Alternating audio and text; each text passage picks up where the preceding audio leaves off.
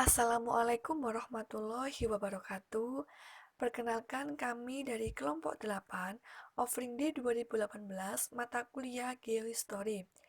Kelompok kami beranggotakan 3 orang. Yang pertama yaitu saya sendiri, Andini Ayunintias, dan yang kedua Hafiz Alfarizi Agustinata, dan yang ketiga Muhammad Wildan Samsuduluha.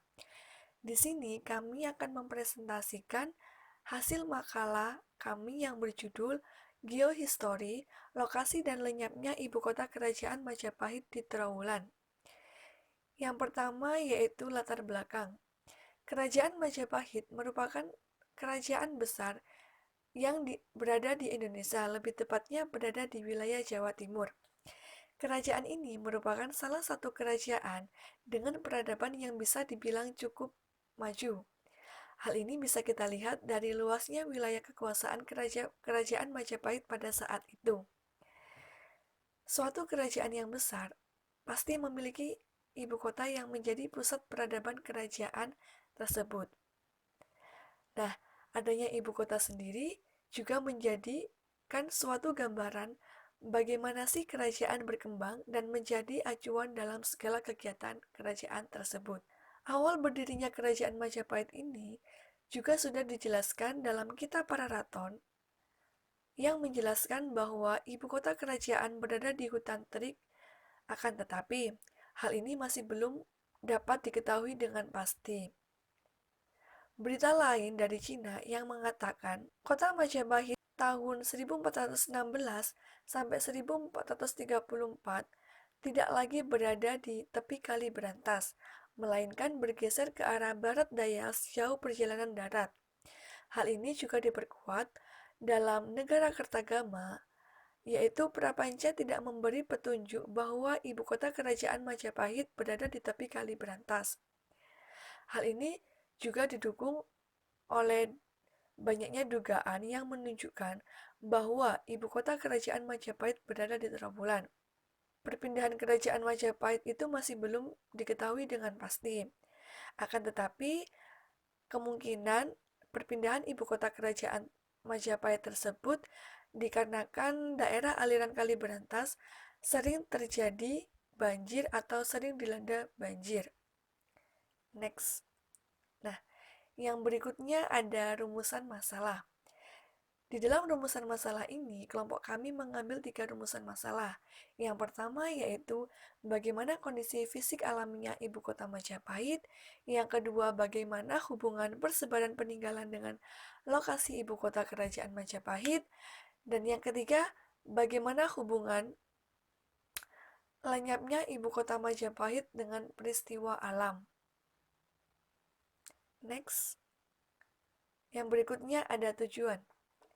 Berdasarkan rumusan masalah di atas, maka tujuan penulisan makalah ini yaitu yang pertama, untuk mengetahui kondisi fisik alamiah ibu kota Majapahit. Yang kedua, untuk mengetahui hubungan persebaran peninggalan dengan lokasi ibu kota kerajaan Majapahit. Dan yang ketiga, untuk mengetahui hubungan lenyapnya ibu kota Majapahit dengan peristiwa alam. Kemudian landasan teori. Yang pertama, teori 7 unsur kebudayaan. 1. Bahasa. 2. Sistem pengetahuan. 3. Organisasi sosial. 4. Sistem peralatan dan teknologi. 5. Sistem mata pencaharian. 6. Sistem religi. Dan 7. Sistem kesenian. Yang pertama, bahasa. Bahasa merupakan alat komunikasi yang digunakan oleh manusia baik dalam bentuk lisan maupun tulisan. Yang kedua, sistem pengetahuan merupakan konsep tentang pengetahuan ilmiah, dan dari pengetahuan ilmiah ini yang akan menciptakan kebaharuan dalam peradaban. Yang ketiga, organisasi sosial. Dalam sistem ini terdapat kumpulan masyarakat yang di dalamnya terjadi interaksi antar masyarakat. Dalam organisasi sosial juga membahas tentang tatanan kehidupan sosial. Yang keempat, sistem peralatan dan teknologi dalam sistem peralatan teknologi merupakan media peralatan yang digunakan oleh masyarakat dalam mempermudah kegiatan di kehidupan sehari-hari. Salah satu contohnya yakni seperti alat-alat yang mempermudah pekerjaan saat cocok tanam. Yang kelima, sistem mata pencaharian hidup merupakan segala aktivitas yang memiliki tujuan utama yakni untuk memenuhi seluruh kebutuhan hidup manusia. Yang keenam, sistem religi. Sistem religi merupakan sebuah kepercayaan yang dianut oleh masyarakat saat itu. Sistem religi juga bisa disebut dengan sistem keagamaan, yang merupakan media penghubung manusia dengan hal gaib yang dianggap memiliki derajat tinggi. Yang ketujuh, sistem kesenian merupakan identitas atau ciri khas kebudayaan yang dihasilkan oleh masyarakat yang memiliki nilai seni. Selanjutnya, landasan teori peradaban. Peradaban diartikan sebagai kemajuan kehidupan masyarakat yang sudah mengenal aturan dan memiliki kebudayaan. Teori peradaban ada 4. Yang pertama, dimensi kebentukan. Yang kedua, dimensi keruangan. Yang ketiga, dimensi waktu. Yang keempat, dimensi struktural. Yang pertama, dimensi kebentukan. Dalam dimensi kebentukan terbagi menjadi 4, yakni bahasa, agama, ideologi, dan etnisme. Dari 4 unsur inilah yang akan menciptakan perbedaan budaya antar masyarakat dengan masyarakat yang lain. Yang kedua, dimensi keruangan. Dimensi keruangan merupakan pembeda antar peradaban yang terdapat beberapa dimensi, yakni dimensi makro, dimensi semi makro, dan dimensi mikro. Yang ketiga, dimensi waktu. Dimensi waktu berhubungan dengan kapan dimulainya peradaban dan kapan peradaban itu mengalami kemunduran dan hilang. Yang keempat, dimensi struktural. Dalam dimensi struktural terdapat aspek yakni aspek politik, aspek sosial ekonomi, dan aspek religi. Selanjutnya, landasan teori geohistori. Merupakan teori yang digunakan untuk menganalisis kejadian manusia dan menghubungkan fakta yang ada dengan keadaan geografi yang ada di masa lampau. Teori geohistori terbagi menjadi 6. Yang pertama, model determinisme lingkungan. Yang kedua, posibilisme lingkungan. Yang ketiga, ekologi kebudayaan. Yang keempat, model ekosistem. Yang kelima, model aktor. Dan yang keenam, multisistem. Yang pertama, determinisme lingkungan. Terdapat hubungan antara manusia dan lingkungan. Segala aktivitas manusia ditentukan oleh alam.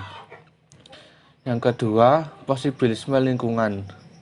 Menganggap lingkungan tidak memiliki peran dalam menentukan aktivitas manusia. Alam hanya menyediakan sumbernya dan manusia sendirilah yang akan mencarinya. Yang ketiga, ekologi kebudayaan, yakni pengetahuan manusia yang digunakan untuk memahami keadaan lingkungan dan budaya yang ada. Yang keempat, model ekosistem. Menganggap kebudayaan merupakan adaptasi fungsional dari ekosistem. Yang kelima, model aktor.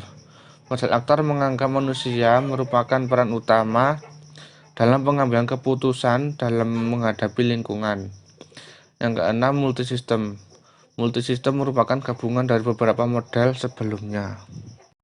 Yang berikutnya yaitu bab 3, mengenai paparan data dan analisis data. Yang pertama yaitu kondisi fisik alamnya ibu kota kerajaan Majapahit, di mana adanya peradaban yang sangat besar di kerajaan Majapahit tidak akan terlepas dengan kondisi fisik alamnya serta geografis yang sangat baik. Hal ini bisa dilihat bahwa pusat kerajaan Majapahit berada di dekat Trowulan yang letaknya kurang lebih 10 km di sebelah barat daya kota Mojokerto sekarang. Letak Trowulan sendiri dinilai cukup strategis dikarenakan berada di daerah yang relatif cukup datar, di mana banyaknya juga dialiri oleh sungai-sungai seperti Berantas dan juga Berangkal. Di masa kerajaan Majapahit sendiri, kondisi iklim juga diinterpretasikan mirip dengan kondisi iklim di era sekarang. Hal ini juga dikemukakan oleh Koppen yang mengatakan bahwa daerah Trawulan dan sekitarnya termasuk ke dalam tipe AW, di mana daerah yang memiliki tipe AW ini, khususnya daerah Trawulan dan sekitarnya, memiliki musim kemarau yang cukup panjang. Dikarenakan adanya musim kemarau yang panjang ini, mengakibatkan jumlah hujan basah tidak dapat mengimbangi jumlah hujan kering. Hal ini yang menjadikan dibangunlah sebuah waduk seperti Segaran, Balong Dowo, dan juga Balong Buder yang difungsikan sebagai tandon guna untuk menjaga atau guna untuk jaga-jaga pada saat musim kemarau panjang. Di daerah Trawulan sendiri merupakan daerah yang memiliki lahan yang cukup baik mulai zaman dulu hingga sekarang. Hal ini dikarenakan daerah di sekitar Trawulan memiliki dataran yang berbeda-beda, seperti dataran aluvial, fluvio-vulkanik, serta kipas fluvio-vulkanik. Di dalam dataran di dalam dataran aluvial sendiri terletak di sebelah utara Trawulan ke arah Mojokerto, di mana dataran ini terbentuk oleh aktivitas air yang nantinya lama-kelamaan akan menimbulkan banjir.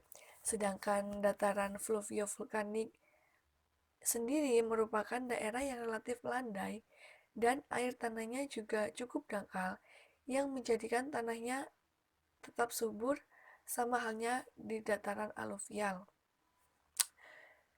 Dilihat dari penjelasan di atas, daerah Trawulan merupakan daerah yang memiliki kesesuaian lahan serta adanya kondisi fisik alamiah yang tidak jauh berbeda dengan masa kerajaan Majapahit hingga sekarang. Hanya saja yang membedakan adalah dari endapan aliran-aliran sungai Berantas serta akibat dari letusan gunung api Kelut yang terjadi berulang-ulang kali. Hal inilah yang mengakibatkan banyaknya artefak maupun peninggalan-peninggalan lainnya seperti fondasi, candi, petirtaan, hingga barang-barang pakai sehari-hari. Yang berikutnya ada hasil persebaran kebudayaan setelah lenyapnya ibu kota Majapahit di Trawulan. Di daerah Trawulan sendiri diperkirakan bekas pusat kerajaan Majapahit. Hal ini didasarkan dengan berbagai macam temuan kebudayaan serta peninggalan berupa yang pertama yaitu Candi Brahu. Candi Brahu sendiri merupakan candi yang terletak di Duku Jambu Mente, Desa Becijong, Kecamatan Trawulan, Kabupaten Mojokerto. Candi Brahu sendiri dikatakan sebagai candi tertua dibandingkan dengan candi-candi Trawulan yang lainnya. Candi Brahu ini juga merupakan salah satu peninggalan dari Kerajaan Majapahit yang terbuat dari batu merah yang merupakan hasil kebudayaan Majapahit. Yang berikutnya ada Candi Tikus. Di dalam Candi Tikus ini memiliki korelasi dengan candi-candi yang ada di Trawulan sendiri.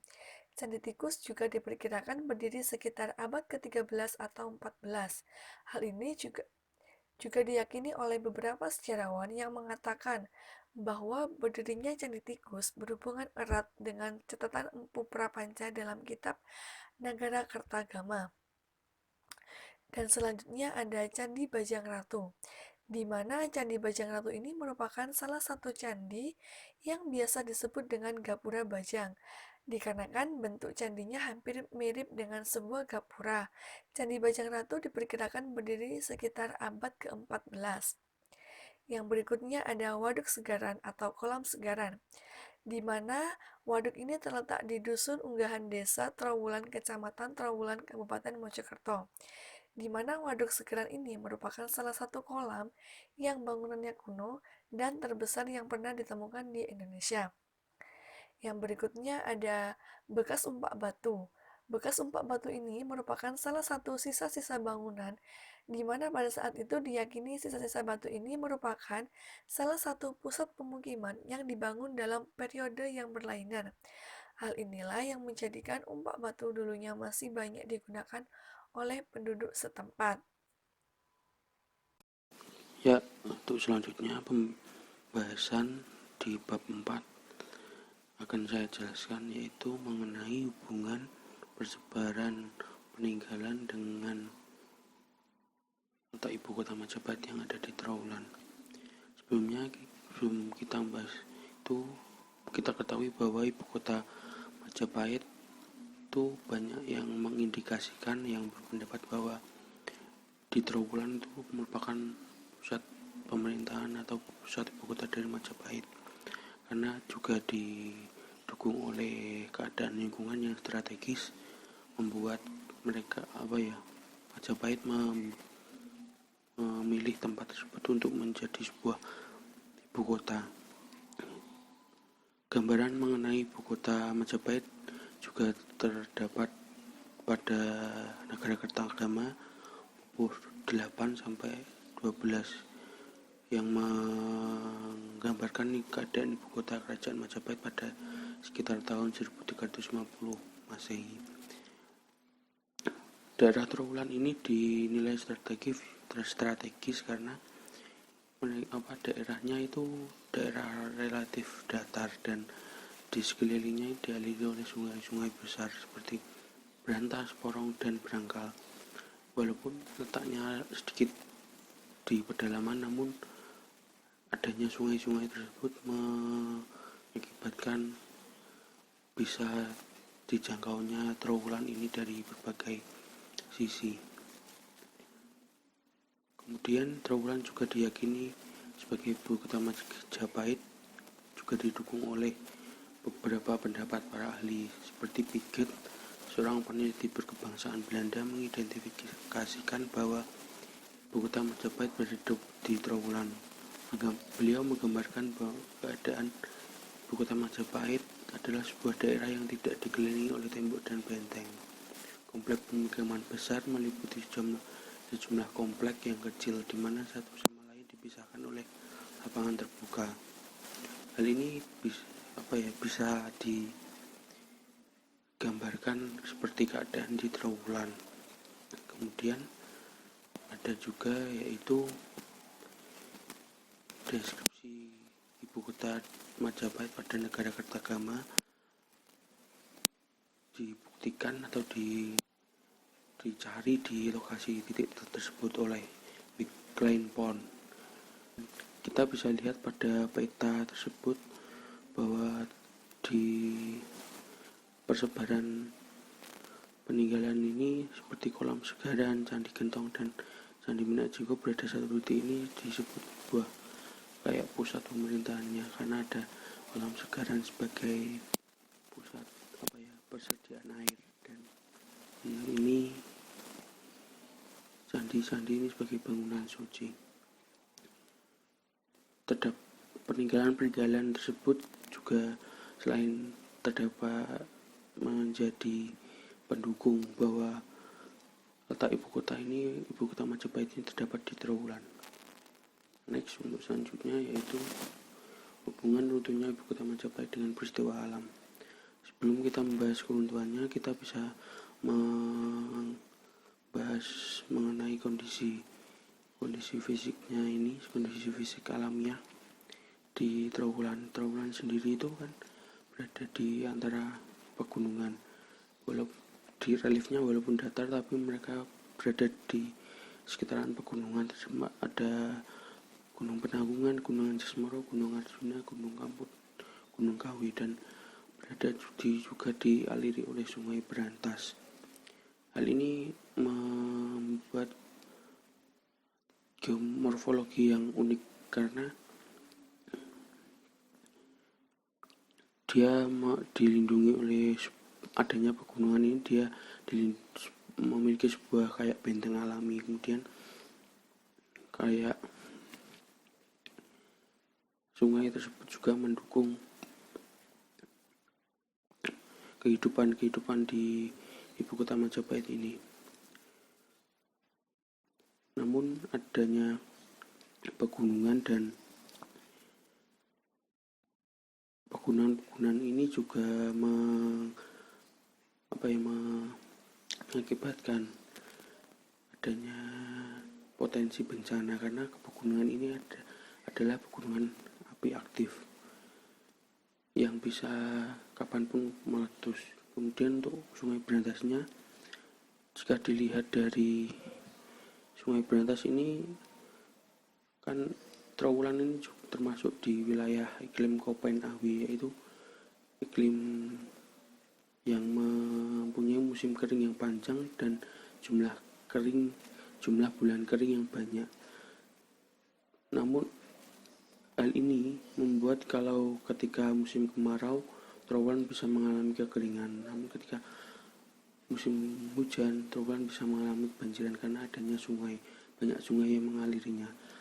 Adanya banjir tersebut mengakibatkan banyak endapan dan banyak kayak dataran aluvial karena di sana membawa banyak endapan dari sungai. Hal ini mengakibatkan daerah di sekitar tersebut subur, maka dari itu bisa mendukung adanya sebuah peradaban besar.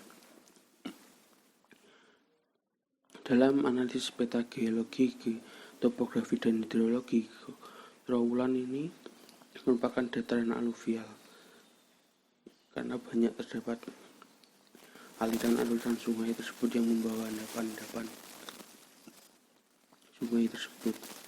Kemudian dataran aluvial ini cocok untuk pertanian dan pemukiman. Namun Trowulan ini juga dipengaruhi oleh sistem geologi pegunungan api. Di sana terdapat Anjas Moro, Penanggungan, Kelut, Welirang, Arjuna, Kawi. Keberadaan gunung api ini bisa membuat ancaman seperti saya katakan tadi. Jika ditelisik dari teori dimensi ruangan ini, kajian ini lebih fokus pada Trowulan ini nantinya akan hancur atau lenyap karena adanya bencana di daerah Trowulan saja. Terus kemudian untuk teori determinisme lingkungan, kami menggunakan determinisme lingkungan karena adanya pengaruh peristiwa alam yang besar terhadap peradaban sebuah manusia. Seperti tadi di Sungai Brantas tadi kan sebuah pengaruh dari banjir, pengaruh dari endapan membuat mereka mendukung adanya sebuah peradaban di sana. Peta selanjutnya yaitu di slide 18 adanya perkiraan peta arah letusan Gunung Anjas Moro dan Kamput. Ini Gunung Anjas Moro ini mengalami erupsi. Kemudian di kaki Gunung Anjas Moro itu ada dataran aluvial yang membawa endapan kipas aluvial untuk kipas aluvial di kaki Gunung Anjas Moro ini jadi ketika erupsi banjir lahar dingin membawa beberapa materi. Selain Gunung Anjas Moro terdapat juga letusan Gunung Kamput. Next, untuk peta selanjutnya bisa dilihat bahwa Gunung Kamput ini mengalami letusan ketika tahun sekitar 1400-an dan itu juga cocok dengan Chandra Sengkala, yaitu Sirna Ilang Kertaning Bumi yang berangkat tahun sekitar 1400 Saka atau 1478 Masehi. Dengan adanya kecocokan ini bisa juga lenyapnya ibu kota Majapahit. Trowulan ini dipengaruhi oleh Gunung Kamput juga, selain adanya pengaruh dari letusan Gunung Anjas Moro. Gunung Kamput ini juga membawa banjir lahar dingin yang menyusuri atau mengaliri daerah-daerah di Trowulan. Bisa kita lihat bahwa di panah yang putih ini aliran lahar dingin Gunung Kamput yang menyusuri daerah-daerah Trowulan ini. Ketika terjadi banjir, arah airnya ini bisa mengarah ke Sungai Berantas sebagai di daerah destinasi atau daerah aliran airnya. Ini air arah banjir lahar dinginnya ini yang membawa banyak material masuk ke Sungai Berantas, sehingga Sungai Berantas ini mengalami pendangkalan berkali-kali, dan pendangkalan ini mengakibatkan Sungai Berantas ini mengalami penurunan fungsi sebagai transportasi, yang mana transportasi untuk Majapahit Sungai Berantas sebagai transportasi Majapahit ini sangat vital dan penting, karena kalau tidak adanya transportasi yang cukup, tidak akan ada banyak akses untuk masuk ke Trowulan ini, sehingga kehidupan di Trowulan sangat berpengaruh. Untuk selanjutnya, pengaruh dari transportasi ini, lemahnya transportasi bisa mengakibatkan mundur dan lenyapnya ibu kota Majapahit. Selanjutnya, kesimpulan yaitu teori determinisme lingkungan ini jika digunakan untuk mengkaji lenyapnya ibu kota Majapahit sangat tepat, karena teori ini kan mendukung bahwa hubungan peristiwa alam yang mempengaruhi peradaban manusia. Ya, ini bisa dilihat ketika terdapat Sungai Berantas yang mendukung kehidupan di peradaban Trowulan, karena adanya sungai, kehidupan air, sumber kehidupan dan kesuburan. Terus kemudian di sisi lain juga ada letusan gunung berapi, yang itu sebuah peristiwa alam yang besar yang mengakibatkan lenyapnya ibu kota Majapahit tersebut.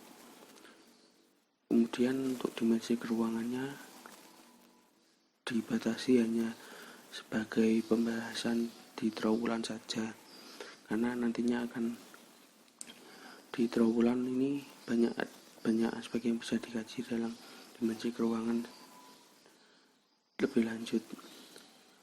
Lenyapnya ibu kota Majapahit dipengaruhi oleh adanya peristiwa alam, yaitu letusan gunung berapi yang berakibat pada aktivitas peradaban manusia. Letusan gunung berapi ini mengakibatkan banjir lahar dingin yang membawa banyak material yang akhirnya mengubur peninggalan bangunan-bangunan penting seperti candi-candi dan lain sebagainya. Kemudian selain itu juga mengakibatkan pendangkalan di Sungai Berantas yang berguna sebagai transportasi, sehingga transportasinya melemah dan mengakibatkan aktivitas di ibu kota Majapahit terganggu. Untuk bagannya, kami bisa menyimpulkan bahwa geomorfologi Trowulan itu terdiri dari disokong oleh dua, yaitu Sungai Berantas dan pegunungan aktif. Sungai Berantas sebagai sebuah sumber kehidupan dan pegunungan aktif itu sebagai sebuah benteng alami ataupun sebuah perlindungan dari serangan-serangan dari musuh. Namun adanya pegunungan aktif ini bisa menjadi sumber bencana atau ancaman, yaitu letusan gunung berapi. Ini terjadi dari letusan gunung Kamput dan letusan gunung Anjas-Moro. Gunung Anjas-Moro mengakibatkan terkuburnya peninggalan arkeologi atau bangunan penting di sana seperti Candi Gendong, Candi Tikus.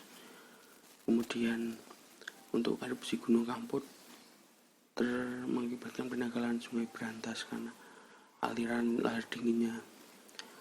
Setelah Sungai Berantas mengalami pendangkalan, transportasi Majapahit menjadi terganggu. Akhirnya dengan adanya bangunan penting yang terkena letusan gunung dan transportasi yang melemah, itu bisa menyebabkan lemah kemunduran, runtuh dan lenyapnya ibu kota Majapahit di Trowulan. Dan dapat disimpulkan bahwa terdapat hubungan lingkungan dan kejadian alam dengan lenyapnya ibu kota Majapahit di Trowulan. Sekian dari kelompok kami. Terima kasih. Bila ada kesalahan, salah kata, pengucapan, kami mohon maaf. Wassalamualaikum warahmatullahi wabarakatuh.